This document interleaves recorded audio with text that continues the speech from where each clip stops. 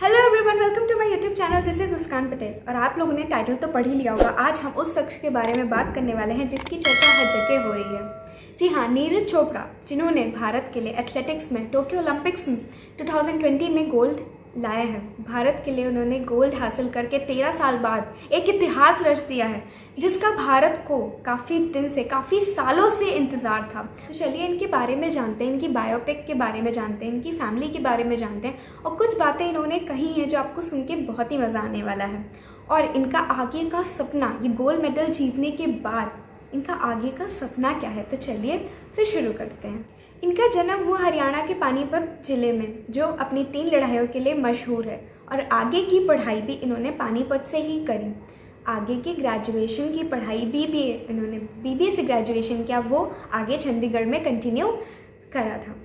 सबसे अमेजिंग बात इनके बारे में जानने वाली ये है कि स्टेडियम, ये जो भाला फेंकने की जो कला इनको कहाँ से प्राप्त हुई, कैसे प्राप्त हुई? वो प्राप्त हुई जब ये अपने मोटापे के कारण स्टेडियम जाने लगे। It's very amazing to know कि वो मोटे थे, इस वजह से उन्होंने स्टेडियम जाना शुरू करा ताकि अपनी फिटनेस पे वो ध्यान दे सके। गांव के बच्चे उन्हें काफ़ी चिढ़ाया करते थे कि तुम मोटे हो, ऐसे हो, वैसे हो। इस वजह से उनके चाचा जी ने कहा कि तुम स्टेडियम में अब से दौड़ लगाने जाया करोगे। लेकिन उनका दौड़ने में तो मन नहीं लगा। वहाँ पर उन्होंने कुछ लोगों को भाला फेंकते हुए देखा, जिसमें आज वो गोल्ड मेडल जीत के आए हैं। उन्होंने जब भाला फेंकते हुए देखा तो उनके मन में भी उत्सुकता हुई कि ये जो गेम है, ये जो कला है, ये मुझे सीखनी है, भाला फेंकने की। और वहीं से उन्होंने भाला फेंका और आज जाके टोक्यो ओलंपिक्स के गोल्ड पे जाके लगा है वो आज उनका भाला। जो उनकी मेहनत, जितनी कड़ी मेहनत इतने सालों से वो कर रहे हैं। इनके बारे में कई सारी बातें हैं जो आपको हैरान कर देंगी, जिसे सुन के आप एकदम हैरान हो जाएंगे। एक तो ये मोटापे की वजह से स्टेडियम जाना और आज कहाँ पर पहुँच गए, और दूसरी ये आर्मी में Indian commission, junior Indian commission officer के नाम से भी जाने जाते हैं। नीरज सूबेदार नाम के से भी जाने जाते हैं। ये 7 अगस्त 2021, 130 करोड़ जनता उस दिन नीरज चोपड़ा के नाम से, उनके काम से, उनके गोल्ड मेडल के लाने से खुश थी। 135 करोड़ की जनता के फेस पे स्माइल थी। कितनी सारी स्टोरीज सिर्फ नीरज चोपड़ा, नीरज चोपड़ा, नीरज चोपड़ा ही दिखाई दे रहे थे उस दिन।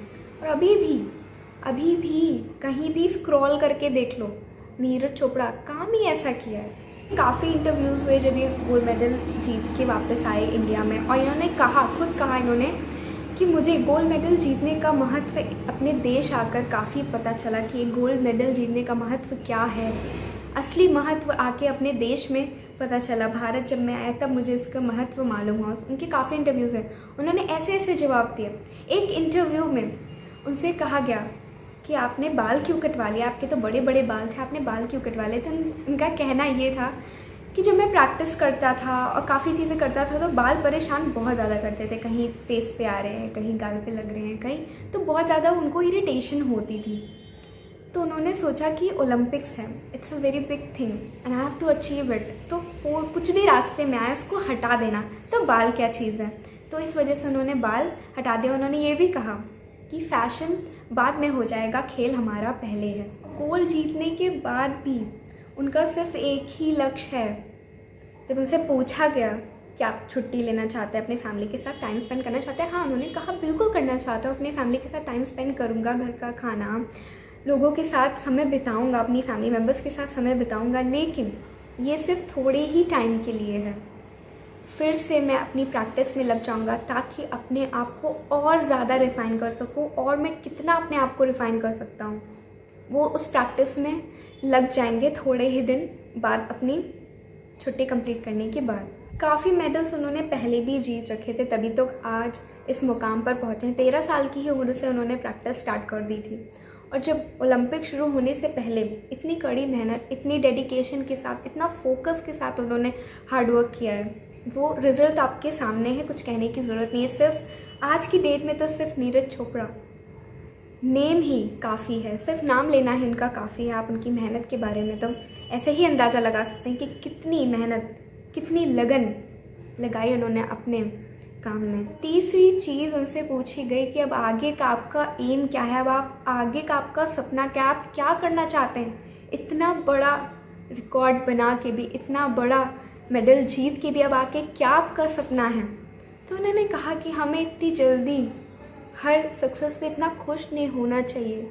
हूँ मैं खुश, बट इतना नहीं खुश होना चाहिए। उन्होंने खुद ये बात कही। क्यों? क्योंकि वो चाहते हैं अपने आप को मैं और कितना रिफ़ाइन कर सकूं। क्योंकि कोई भी इंसान चाहे जितना भी परफेक्ट हो जाए, वो पूरी तरीके से परफेक्ट नहीं होता है। तो वो बस यही चाहते हैं कि मैं अपने आप को कितना और रिफ़ाइन कर सकूं। और आगे उनका सपना है कि जो आगे नेक्स्ट ईयर वर्ल्ड चैम्पियनशिप है, उसमें भी वो इसी तरह गोल्ड मेडल ला सकें, उसमें भी इसी तरह अपने भारत का नाम रोशन कर सकें। Today every Indian is inspired because of his achievement. इतनी बड़ी अचीवमेंट मिली और हर एक इंडिया का इंसान इंस्पायर्ड हुआ है इनसे, स्पेशली यूथ और स्पेशली मैं भी बहुत ज़्यादा इंस्पिरेशन मिली। उम्मीद करती हूँ आपको भी इनसे काफ़ी इंस्पिरेशन मिली होगी। तो चलिए फिर नई वीडियो मिलते हैं नए टॉपिक के साथ। तब तक के लिए bye bye and take care. अगर मेरा वीडियो आपको पसंद आया तो please like and subscribe to my channel.